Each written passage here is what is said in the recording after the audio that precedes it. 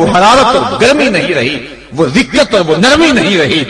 بدر کا میدان ہے، 1000 کا لشکر جرار مقابلے میں ہے، اور وہ پورے لاؤ لشکر کے ساتھ ناز و تفاخر کے اندر مسلمانوں کو ملیا میٹ کر دینے کے جذبوں سے دانت پیس رہے ہیں کہ آج مسلمانوں کو کچا چبا دیں گے۔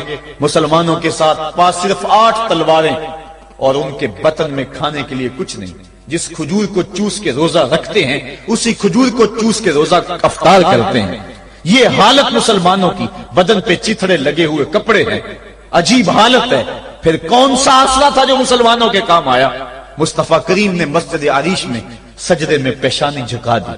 حضرت ابو بکر صدیق رضی اللہ تعالیٰ عنہ فرماتے ہیں میں حضور کے ساتھ تھا، ساری رات مصطفیٰ روتے رہے، آنکھوں میں آنسو ہیں۔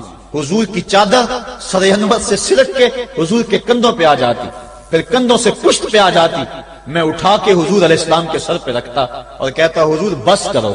حضور بار بار روتے اور اللہ کی بارگاہ میں سجدے میں سر ڈال کر التجائیں کرتے۔ لفظ کیا تھے محبوب کی زبان پہ؟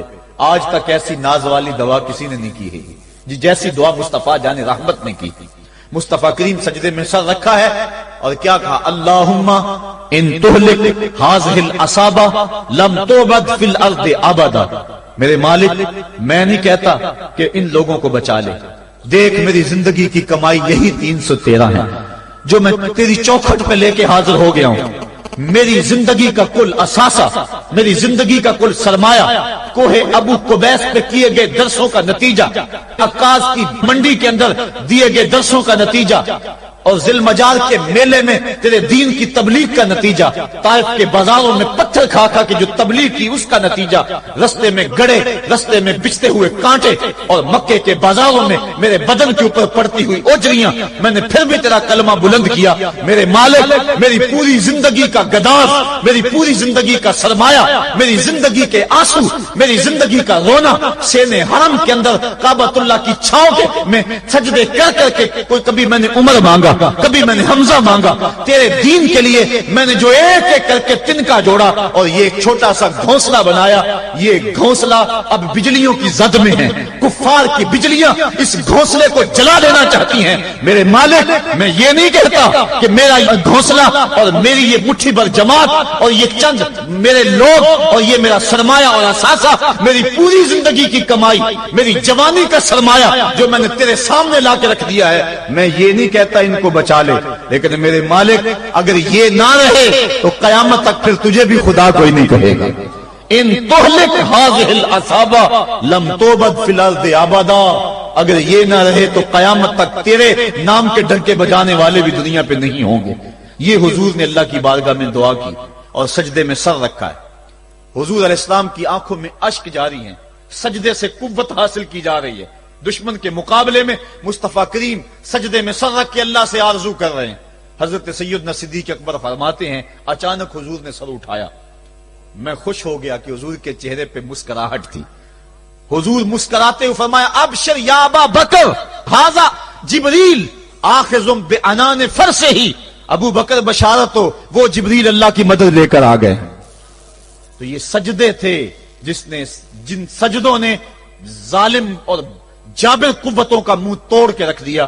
حضرت علی المرتضیٰ روایت کرتے ہیں رضی اللہ تعالیٰ عنہ، فرماتے ہیں میں نے ہاتھ میں تلوار تھامی اور میدان میں کود پڑا، میں نے کئی کافروں کو واصل جہنم کیا، پھر پلٹ کے دیکھا کہ میں حضور کی زیارت کر لوں، لیکن مجھے حضور نظر نہ آئے۔ میں نے ڈھونڈا تو ایک سمت حضور نے پیشانی سجدے میں رکھی ہوئی تھی اور زبان پہ لفظ تھے یا حیو یا قیوم، یا حیو یا قیوم۔ حضور یہ پڑھتے جا رہے تھے، یا حیو یا قیوم کا وظیفہ پڑھتے جا رہے تھے اور سجدے میں پیشانی تھی حضور کی۔ میں پھر دوبارہ آیا اس سجدے سے جوش لے کر، اس سجدے سے گرمی اور حرارت لے کر، اور پھر دشمن کی صفوں میں کود گیا۔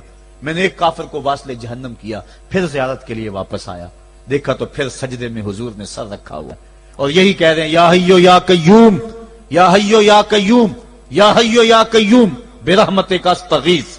یہ جملے حضور کی زبان پہ ہیں اور سجدے میں حضور کی پیشانی۔ میں پھر گیا، پھر آیا، کئی بار ایسا ہوا میں کافر کو قتل کرتا، پھر آتا حضور کو سجدے میں دیکھتا۔ فرمایا پھر حضور نے تلوار تھامی اور مصطفیٰ کریم میدان جنگ میں کود پڑے۔ لوگ بڑھ چڑھ کے دشمنوں پہ حملہ کرتے تھے، لیکن جو سب سے آگے کافروں کی صفوں میں کود کے حملہ کر رہا تھا وہ آمنہ کا لال محمد مصطفیٰ صلی اللہ علیہ وسلم. تو سجدے سے وہ قوت ملتی ہے، سجدے سے وہ نور اور روشنی ملتی ہے کہ پورے زمانے میں اجالا کیا جا سکتا ہے. آج 56-57 اسلامی ملک دنیا کے سامنے رسوا ہو رہے ہیں اور دنیا کے سامنے سجدہ ریز ہیں، اس لیے کہ وہ ایک خدا کے سامنے سجدہ کرنا بھول گئے ہیں. ایک سجدہ جسے تو گراں سمجھتا ہے 1000 سجدے سے آدمی کو دیتا ہے نجات. آؤ اس کے حضور جھکو، اس کے حضور جھکنے والا کسی کے آگے نہیں جھکتا. سجدہ اس کو قوت دیتا ہے. تو راز کن فکاں ہے، اپنی آنکھوں پر آیا ہو جا، خودی کا راز نہ ہو جا، خدا کا ترجمہ ہو جا. خودی میں ڈوب جا غافل، یہ سر زندگانی ہے. نکل کر حلقہ شام و سحر سے جاویداں ہو جا. گزر جا بن کے سیلے تندرو کوہ بیاباں سے. گلستان راہ میں آئے تو جوئے نغمہ خاں ہو جا. مالک کے حضور جب بندہ عزت سے سر جھکا دیتا ہے اللہ کی رحمتیں بندے پہ نازل ہوتی ہے.